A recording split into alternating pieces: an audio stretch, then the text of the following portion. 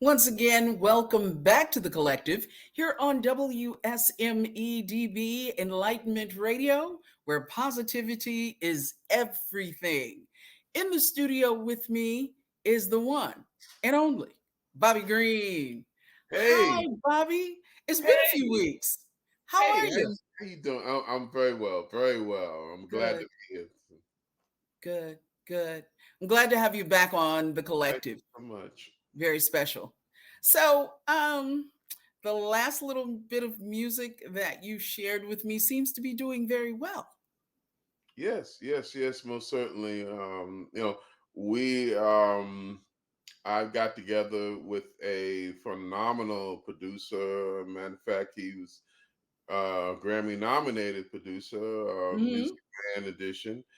And we have a thing, sort of a gospel house type of song, and it's doing very well. And I think the last time we spoke, I think that I mentioned that I was doing. I've done some spiritual recordings, and this is kind of like a good follow up, to what I've done. My last or a couple of digital albums, and Hmm. wow, I'm really excited about this. Really excited. We're getting great feedback and great response, and I'm very glad to be able to. I'm blessed to share it with you guys.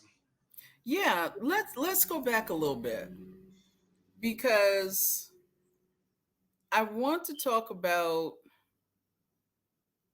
how you first got into the digital piece because you seem to be someone who has dealt with, as Jill Scott would say, live instrumentation. So, how did we get here to the digital point? And a couple of corrections to be made, I think. Norfolk State grad, because the Yeah. last time I was under the impression that you were Berkeley School of Music. Well, well, So, well, can we straighten I that out? wanted to graduate from Berkeley. Yes, ma'am. Yes, I did. And matter of fact, I had a professor who's suggested at Emerson who suggested that I go to Berkeley, but that didn't quite work out. So Mhm. I didn't actually graduate. I attended Emerson, and no, I didn't go to Berkeley, but later on in years, yes, I graduated from Norfolk State University. Behold the green and gold. Um, Mhm. somewhat years later. But don't get me wrong, because my years at Emerson and in Boston In was Boston. that Boston was I think was for me was a very good learning experience, and I do not regret a minute or a day of it. I met so many people, and I've learned so many things, and as far as my experience with musicians and people in the business, it was definitely something that I brought with me Mhm.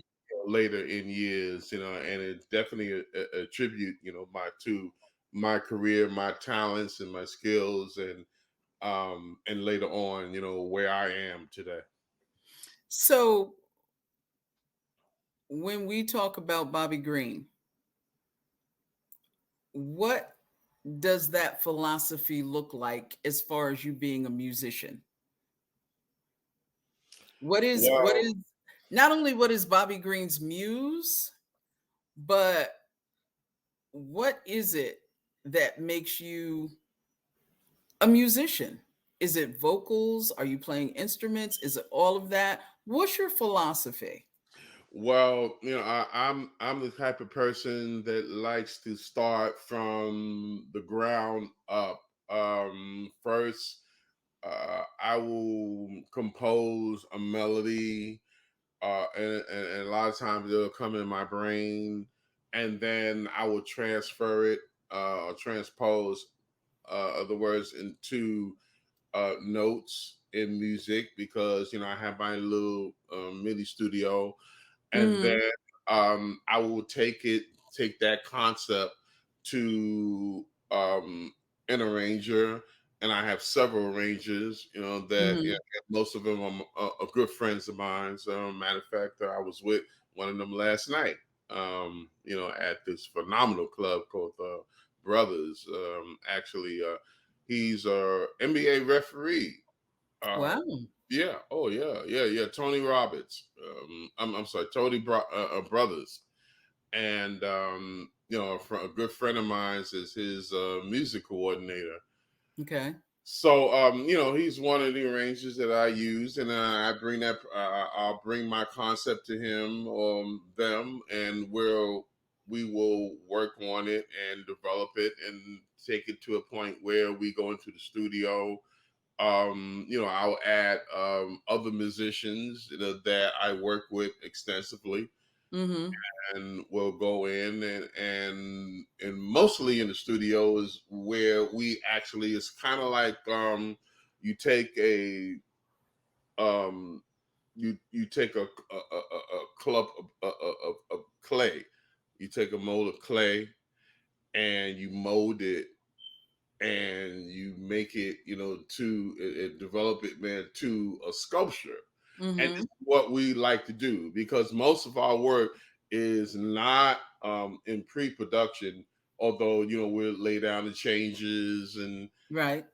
in pre-production and everything, and if we need the as far as the programs, when we get into the studio, that's where we'll go over. That's where we tweak it, and that's where we kind of create it and change it, and feel what we wanted to create and what we wanted to come out. And then my engineer, he's a phenomenal engineer. I don't use anyone else, man. John Terrell of Soul Haven Studios in Virginia Beach, Hmm. and I don't use anyone else, man, to actually bring that to the forefront. And that's the way we do it. Want to ask you, because I've had the opportunity to talk to a couple of folks who are in the recording industry about the state of Black music, Black American music to be specific. Um, I've had people tell me it's crack baby music. I've had people tell me that it's not the R&B that we grew up with. I've had people tell me that it's just going through a phase. But where do you see Black music, especially as an independent artist? Well, you know what? It's funny you said that mentioned that word. It was going through a phase, because I remember when hip hop first emerged, Mm, and people said the same thing. Oh, it's just a phase, when you got Sugar Hill Gang and Flash right. and the Furious Four, and cats like that. And people said, man, from the beginning, oh, well, this is a phase. That's a phase, and it'll never die. I mean, it'll never expand, and it will die, and yada yada yada. But look at it. Look at hip hop today. Yeah. Hip hop has emerged into an international phenomenon. It's a subculture. And even breakdancing is a something. Look at breakdancing. Yeah. Breakdancing has been, man, brought into the Olympics. You know, when we were, when I was like, when I was a kid, and we was just doing breakdancing, and and Yeah, now, it was like, a thing, right? yeah, and it made me so proud, right? Yeah. To say, well, wow, they finally recognized this culture, this dance, Yeah. and that we were doing yada yada yada years ago, okay, and now in present day, it's now an Olympic competition, and wow, that was so amazing for me, and I Yeah. really felt Because where are like you from, the Bronx? the Bronx, yes, Yes. yes, born and Yeah, raised. born and raised. Mm-hmm. Mm-hmm. So you've seen it in just about all its forms. Yes, yes, yes, yes, yes, yes. Like I said, our last interview, we're all hanging, and talking and stuff, man. And guys would just get together and they all start a rap, hibba hip hop, hibba hip hop, hop, and that's the way. And that was the beginning Yeah. of hip hop. It was from a phrase. And then you had African Kabata, man, who expanded on it, man, and Kool Herc and guys like that, man, who really brought it out to the forefront. And then, Sugar Hill Gang, Sylvia Robinson, what she did, her contribution, and until to what it is today. But now, has it moved from what it was originally was, in your opinion, in a good way?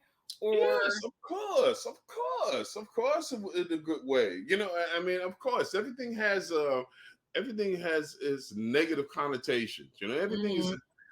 People love to attach, man, anything negative to everything. Like for instance, man, that poor young lady, man, Britney Spears. I mean, Yeah. why do they on her so much? It's like I feel sorry for her. I'm like, God, it's I like say you everything part of the Free does, Britney movement. right? But I mean, not really. But I just feel sorry for her because it's like no matter what she does, man, somebody has something negative to say about it, Mhm. and I think that's indicative, man, to most artists in the business, especially the ones, man, who have succeeded, man, and become what they are today, man. I'm not including, man, the Bruno Mars, man, and Yeah, because I was gonna. That was my next look at question. yeah, The people are in Bruno Mars's case because they say, "Oh, you copying, you ripping, black music off. Here's another artist who is, you know, perpetuating our music but not paying tribute." And one of the interviews I saw with him, he was like, "Yes, I am, because they are the originators of what I do. So I'm trying to keep it alive. Maybe there are other people who have other ideas about it, but I'm still trying to stick with R&B." yes, yes. So do you see R&B doing the same thing? Is this a phase? No, Or, no, I do because we not. had neo soul, which was 90s R&B, and now Bruno Mars Leave the Door Open, kind of sounding like the Stylistics or the Shy Lights.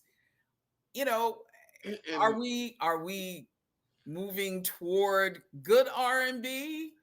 Are we in a phase, or is R&B alive and well? no, my opinion is that I think it's evolution, and I Okay. think that as far as we're looking at traditional R&B, I don't think that's ever going to happen again. We have to look at what's going on in the future. We have to look for what we call urban contemporary. You have to look at some of the artists, man, that they are bringing, and they're adding, and they're doing more with the genre. Um, her, uh, Hmm. but I love her. I Yeah, I love her. do too. I, And I really do. what I love so much about her is that she stays. It's like she has that traditional sound, but she includes um, the contemporary urban Uh-huh. hip hop and what's going on and what young people want to hear today. We have to, as Absolutely. artists, man, and even old dog like me, you know, we have to, man, stay in touch, man, with what's going on, Yeah. with what they're Yeah. doing. Even trap hip hop. I find myself, man, listening, man. I want to hear what's going on. I want to hear everything. I want to hear what they're doing. Like that guy. What's that guy, man? He's straightening. But I don't he's a know. hip hop.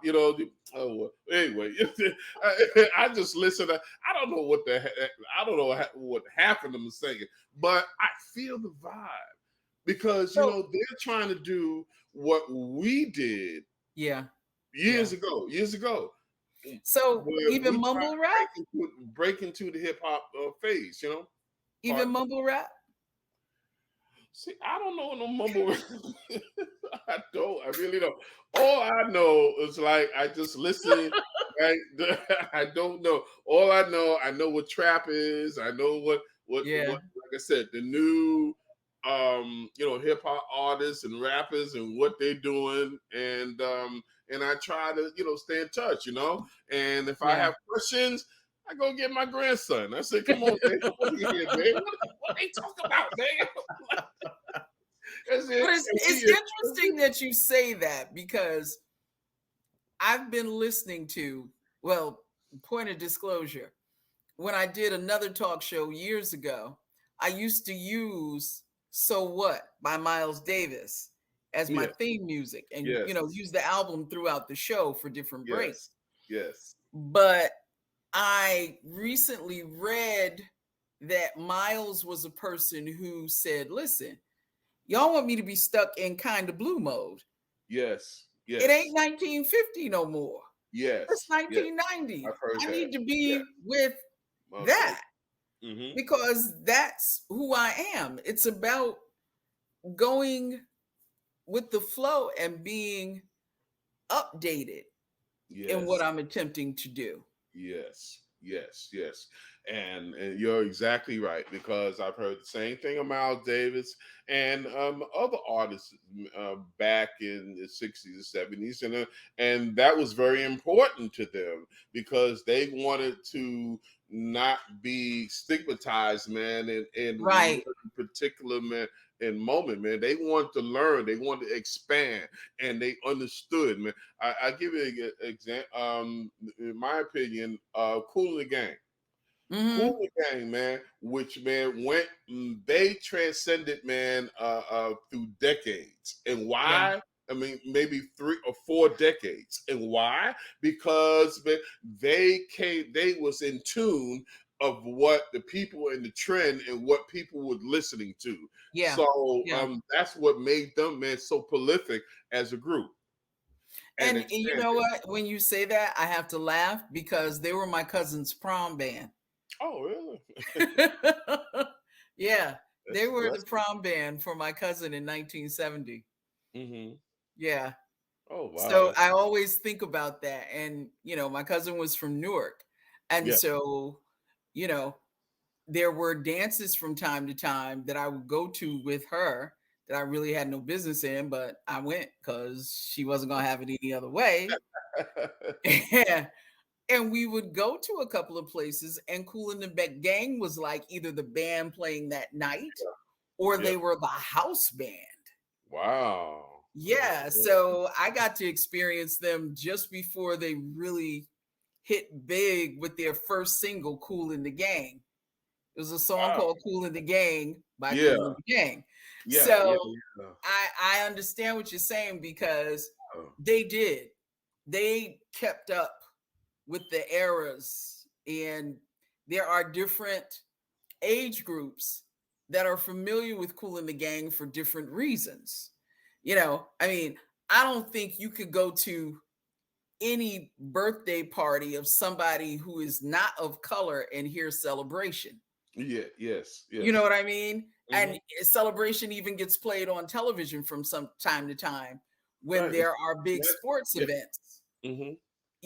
And for me, it's Summer Madness. You know, Yeah. Universal Sound, Yeah. Everybody Gets Down. Yeah. That's my era. Yeah. Yeah. Yeah. So everybody can relate to a different Cool in the Gang song. Yes, exactly. Yeah, yeah, generations. And Ronnie Isley, man, actually, he's kind of doing the same thing He's a because beast.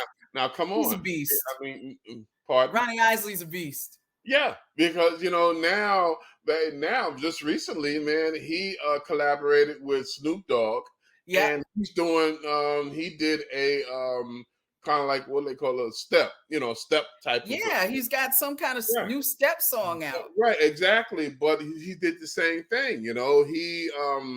He adjusted and followed the trends and all the years. And this man, Isley Brothers and Ronnie Isley have been in the business for over 60 years. Yeah.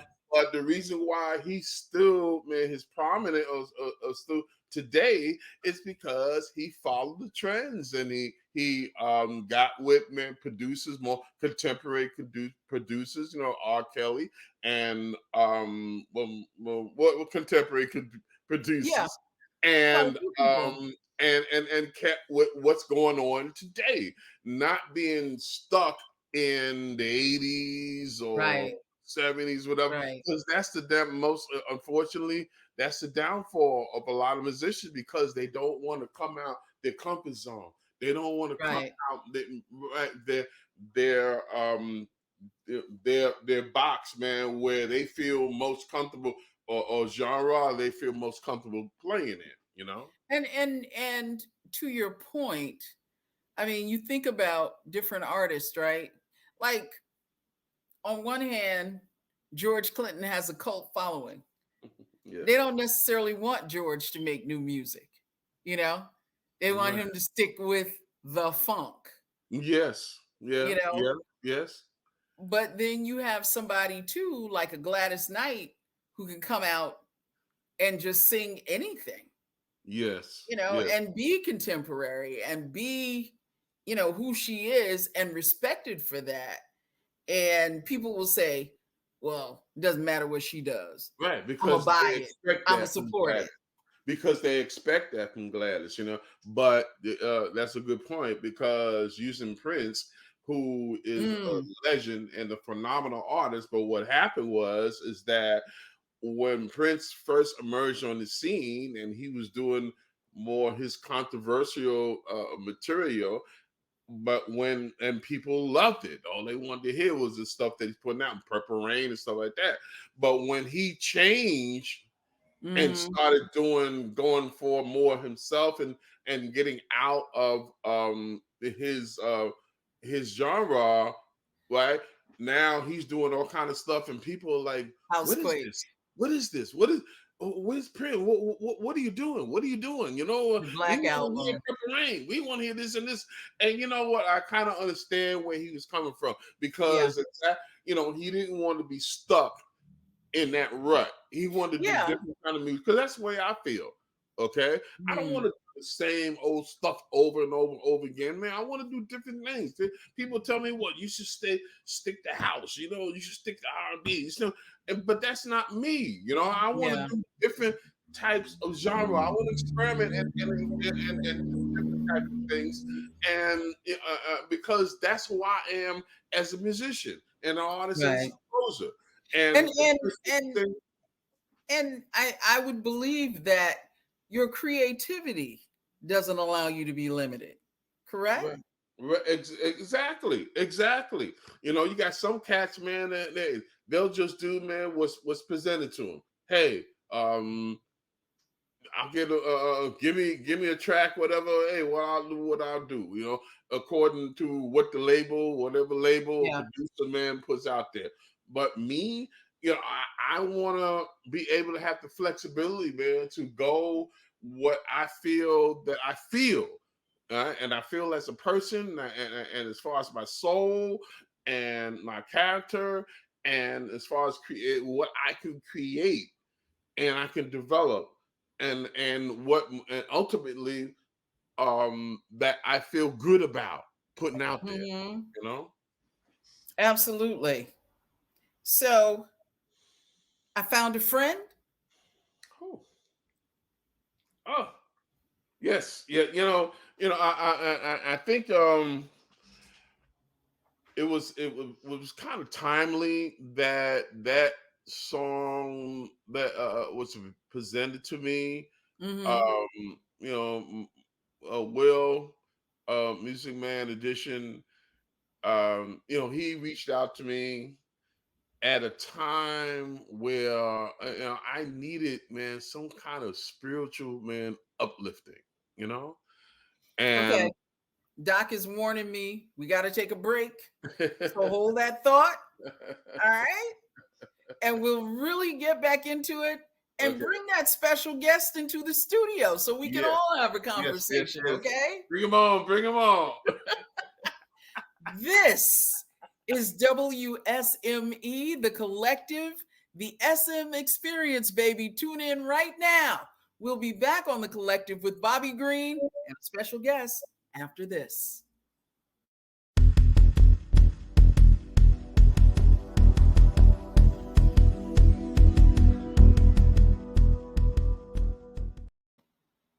We're returning on The Collective here on WSME, where positivity is everything, Enlightenment Radio.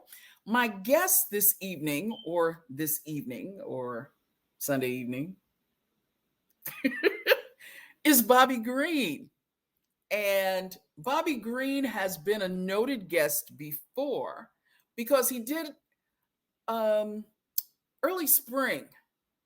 He did Life is Beautiful and other classics.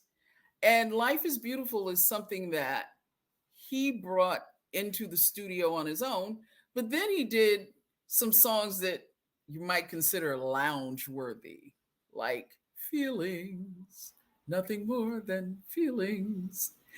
But Bobby is someone who, as you just heard, if you're tuning in, if you caught the last few minutes into The Collective, Bobby is someone who really, truly is an artist in the respect that he is looking for not only creativity in his sound, but bringing something different to the public. So we welcome him back to The Collective to talk about new music. And we were just getting ready to talk about I Found a Friend. Yes. So, Bobby, thank you so much for bringing your time and energy back to The Collective. Not a problem. And so let's finish talking about I Found a Friend. Yes. Again, Will, Muzikman edition, he brought the concept to me. He reached out to me on Instagram because he heard some of my songs. And I guess that attracted him and he was interested. So, we developed a relationship. Yeah, that's him. Yeah. And we developed a relationship musically. And, but I have to tell you, it took a minute. It took a minute because. Yeah, because I was going to ask you with people reaching out to you on the internet, you got to be kind of hesitant. You're exactly right. You're exactly right. Yeah, I was a little apprehensive, and I at first, I took him as one of these guys or somebody who just was surfing and whatever. So I was very vigilant about it, but after a while, I don't know, I just got a feel, for what, he was saying. And sometimes, man, you just have to go on an intuitive, response, and were you familiar with his work? Well, after I checked him out,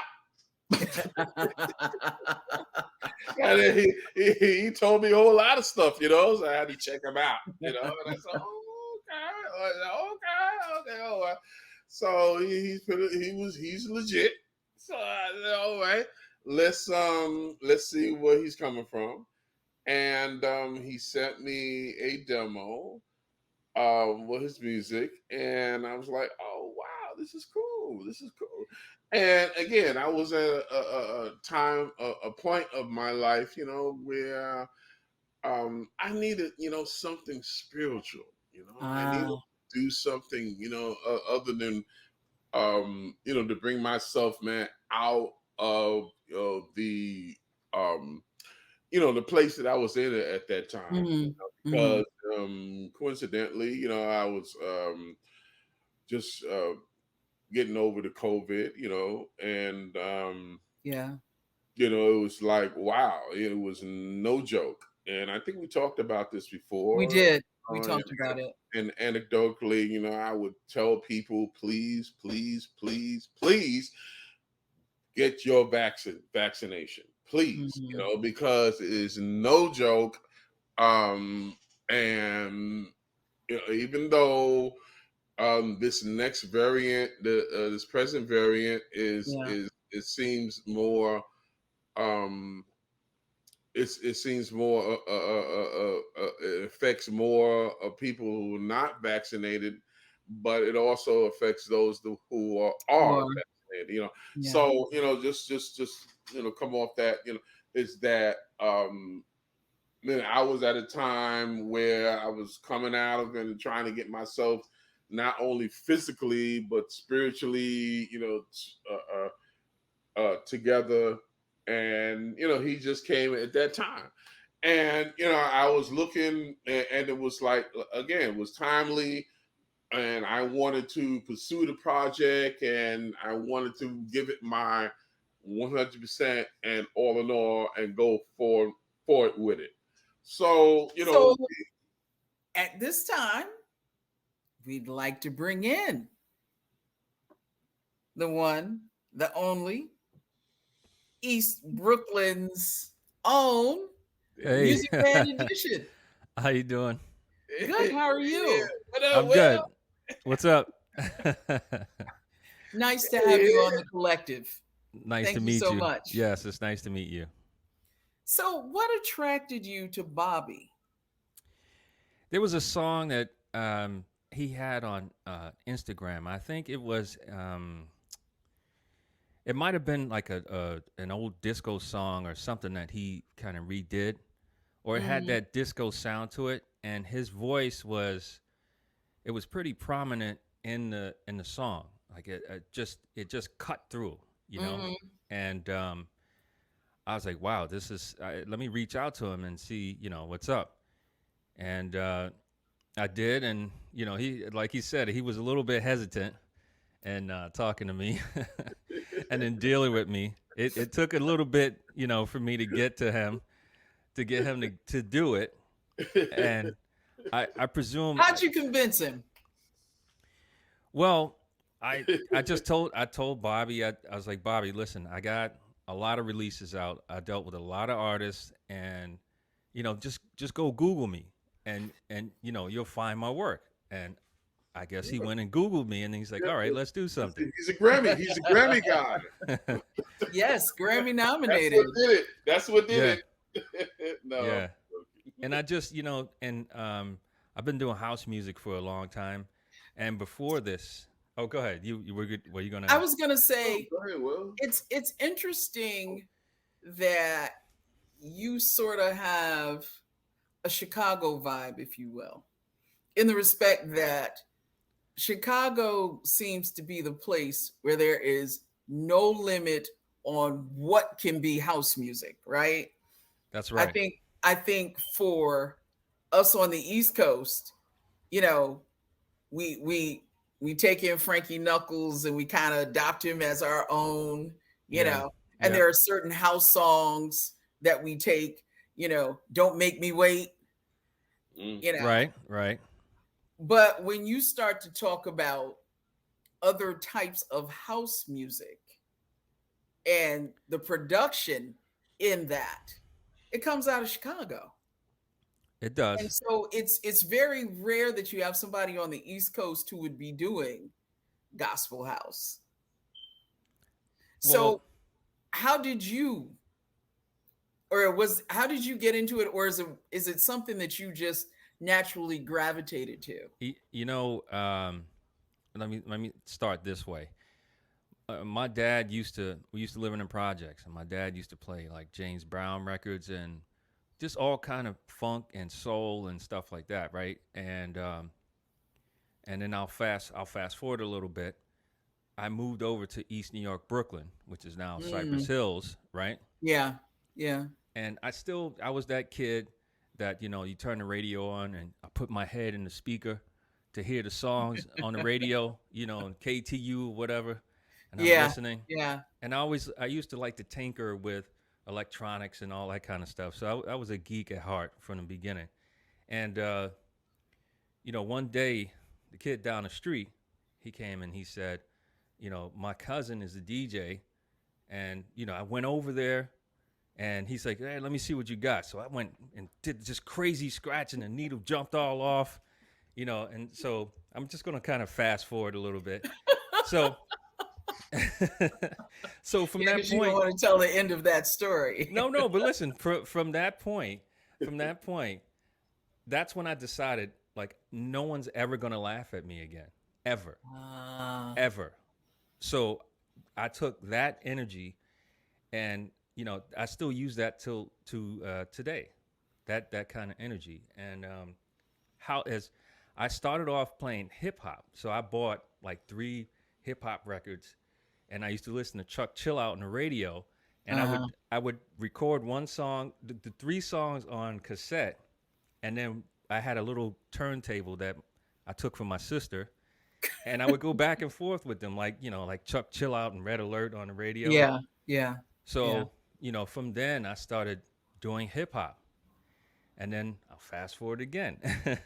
Then I started playing. I ran into this guy named Carlos Barrios who did freestyle records.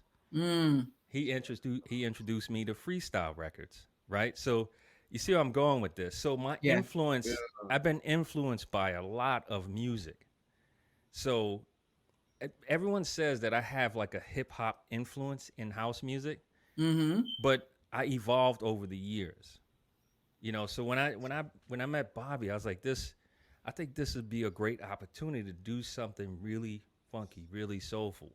And it turns out it just happened to be a conceptual gospel song, which is great because and I like what he did in the song because he said, "I found a friend." If you black, everybody knows what that means. Right, You know, right, well, you know right, what that means. But right. I like the fact that he didn't mention it because a lot of people are afraid of Jesus. A lot of people are afraid of Jesus. You mention Yeah, Jesus, and all of a sudden people are backing away, right? yeah. So that helps with. I'm always thinking about that. So that's going to help with the sales because they don't have to think about that. It's just it's Until kind they of listen to the lyrics, but even then, the beat is going to convince them right. to keep It's being gonna involved, it's gonna being pull engaged. you in. It's just gonna Yeah, pull you in. And then along what he's talking about, it's just inspirational. It's just really, really inspirational. So it's just gonna grab you, along with his voice and everything. It'll just grab you. So that's the whole concept of Bobby Green and myself. It's just we just worked together. It was wonderful. it's beautiful music. Thank you, Really is. thank you, Good job to the both of you. thank you. So, if are we because we got some mixes, right? Yes. So, are we looking at a straight R&B, a house, classic disco? Or are we keeping it in one mode? Uh, I don't know. We're trying to work this song for now, and Uh-huh. then we'll see where we can take it for the next couple of songs. Because this song took nearly, you think, 2 years, Bobby? Oh, Y- going Yeah, on, bro. About going on 2 years. Yeah, yeah. Because yeah, during the whole COVID period, then I Yeah. had some issues myself. I know Bobby had some issues, so it took us a long time to pull all this together. And then I Yeah, changed and to my get back in the studio, right? yeah, yeah, and I yeah. changed my mind actually Really? from what I originally sent him. Yes, I got bored with it. Okay, yeah, because I was going to ask you why'd you change your mind? What yeah. was boring to you about it? I like energetic stuff, right? Energetic music. And what I gave him, it was repetitive. That was the hip Mm, that was the hip hop okay. side of me. That was it. That was actually a hip hop sample that I pulled and made into a house record. And it just got too repetitive, and then it just didn't fit with what Bobby was doing. And Bobby, how'd you feel about that when he said, I'm not so sure? How'd you react to that? Well, the first demo that he sent me, I kind of I felt the vibe, but I knew that it was something that needed to be done is musically and as far as Yep. production. So I kind of just let him go, follow his lead on it. I have to be honest, man. At one point, I was a little impatient. Oh I, yeah. Yeah. Oh yeah. I did. Oh He yeah. was like, "Oh yeah." There was a little bit of impatience for I knew he was sure. going to say that. I knew he was going to say that. But but I kind of said, well, let me follow his lead, and because he's the producer, so Yeah. it's kind of like sometimes because he's a producer, I'm a producer, and not necessarily his caliber. But Yeah. nevertheless, we're both producers and we have our, different methods and whatever. So, but as an artist, sometimes you gotta know when to take a back seat, and that's what I had to come to grips with myself, is that I needed to take to realize my place and take a back seat and let him, drive whatever would come up what he would I kept I whatever he kept came up with. I kept telling him, Um, let me just trust me. I kept yeah, telling him, yeah, just yeah, trust me. exactly. That's what he kept saying. Trust me, trust me, trust me. Okay, I know what I'm doing. I know what I'm doing. Okay, Yeah, But Bobby. And that's a hard sell when you're working with somebody for the very first time, right? It's the truth. exactly. It's the truth. Yeah, But yeah, I am just such a perfectionist that yeah. I was just And I'm the just trust same me. way. I'm And the I same just way. kept going back to the song, going back to the song. As a matter of fact, when the keyboardist Ray Angry played on this, I went back to what he played and Uh-huh. I edited what he played and moved the pieces around Okay. because I was like, wait a minute, because he kept changing phrases, so he would do maybe 4 bars and then change the phrase again. So what I Okay. did was there were about, let me see, one, two, three, four sets of 4-bar phrases that were separated. I took all 4 of those and put them together along with Bobby's lyrics on top of that and made it one whole 16-bar piece. Okay, so how long did that take, especially in the middle of the pandemic? That didn't take long. That really didn't. That part didn't take long. The part Mm-hmm. that took long was finding a keyboardist that could actually do the work that I Okay. wanted. That Okay. took a long time. That took a really long time. Because once I found Ray, um, it just took this song to the next level. Even without the bass and the guitars, it was just next level. And then once I heard it, since I produced hip hop before, and let me go back to that too. I produced hip hop before, and I used to do an underground hip hop radio show For called how the long? since 1999. So Wow. yeah, 1999. So I started it then, and then I think it ended about 2018. I think It's a long the time. station went another way, but just from sampling hip hop and producing music on the hip hop side, I already heard the pieces that I wanted to move around. Okay. All right. So when you let me ask the question, and I'll put this out to the both of you. Okay. When you're listening and you hear the 16 bars that are done, Yeah.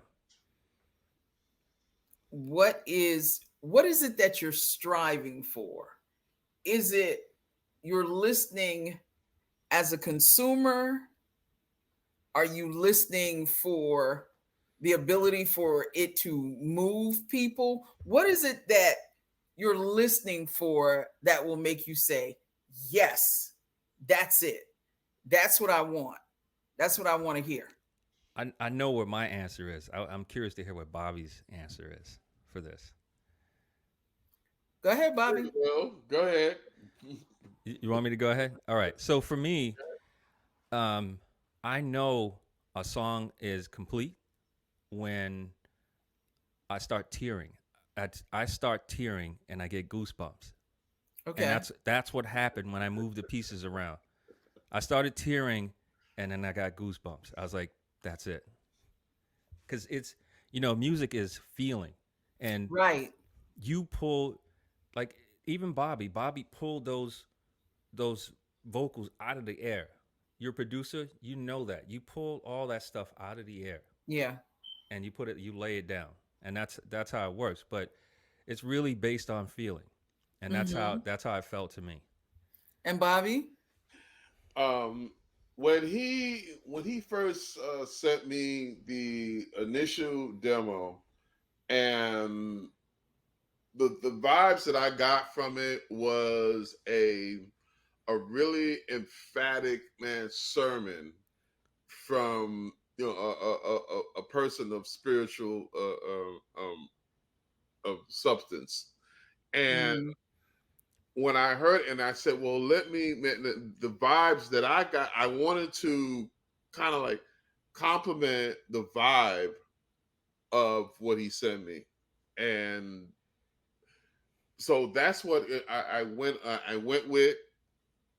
But as far as, man, I want to, when I produce a project, I want to not only it's like what I feel is kind of like it's part of it is what I feel, and as Mm-hmm. far as the creative part, but I want to make sure that that it appeals to the audience, that the audience, man, that it's something that the audience or the listener will get into. You know, Mm-hmm. I think Mm-hmm. James Brown said it best, man. If it feels good, man, go with it. Okay, if it feels good, and then if it feels good, it's good. It's good. And that may not have been a theoretically, as far as musically theoretical, but Uh-huh.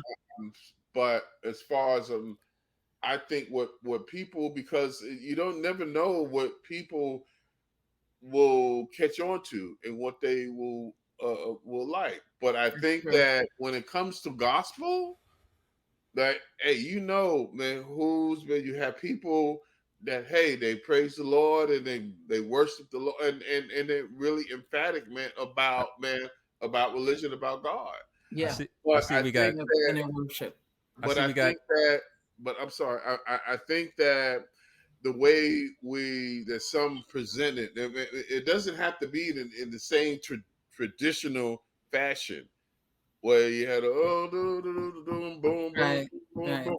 Okay, you have gospel presented in country music. You have gospel presented in of course, in R&B, gospel presented in rock. Can, Okay, can, alternative. It's all different. Gospel is presented in all types of different genres, and it doesn't matter, man, how you present and can, what genre you present it. Is that you're getting in the word and you're reaching people but of faith can, and of religion, man, can, and getting it to them can as I well. take 20 Music man, seconds? you got 30 seconds and then we gotta wrap this I'll up. take Well, 20. you need to I'll say take something. 20 seconds. So when I do music, I just want to get the music out. So everyone knows that the most creative people are in the cemetery because they take their creativity right with them to the cemetery. That's true. When I die, I want to make sure I get all my creativity out. I want to die empty. That you've That's left it. it. Yep, I want to That die you've empty. left it. That's it. Left it on the floor, as it is said. That's it. Drop the So where mic. can we get the music? Where can we buy it, Oh, we gentlemen? can. Oh, yeah, you can get it Oh, anywhere, anywhere, yeah. anywhere.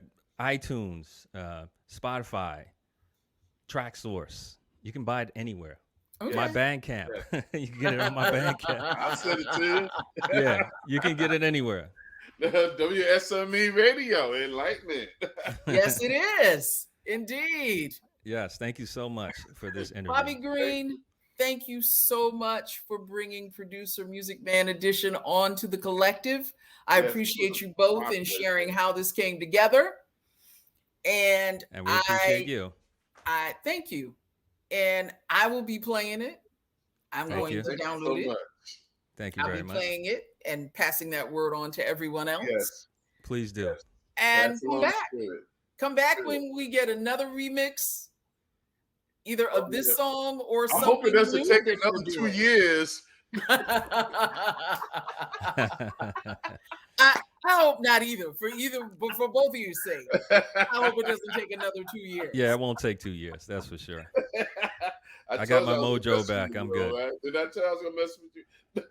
Yeah, I got my mojo back, so I'm all right. I Bobby love him, Green, man. I love this Muzikman man. Edition. So Thank I you love him. so much for being on the collective. Appreciate your time and energy. The music is called I Found a Friend. Found a friend. Exactly. And this has been the collective on WSME Enlightenment Radio. Peace.